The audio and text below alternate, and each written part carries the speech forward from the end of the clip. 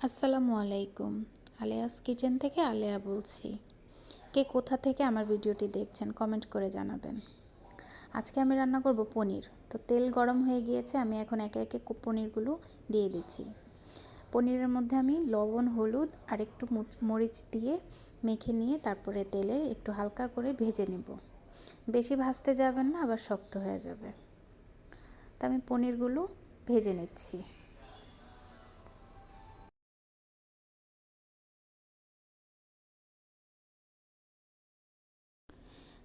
পনির আমি কিছু ভেজে উঠিয়ে নিয়েছি, পরের ব্যাচটা দিলাম।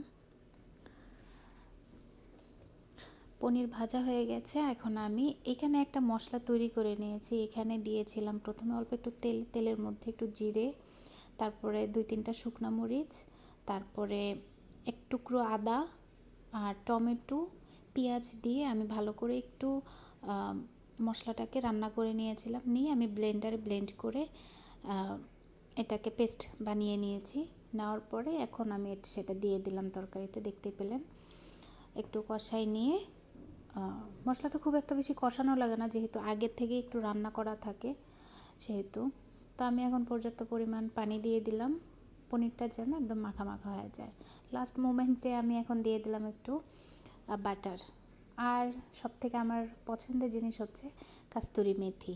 আমি একটু মেথি পাতা দিয়ে দিয়েছি। এটা আমি ঘরে বানানো। এই তো আমার রান্নাটা কমপ্লিট হয়ে গেছে। Thank you for watching. আল্লাহ হাফেজ।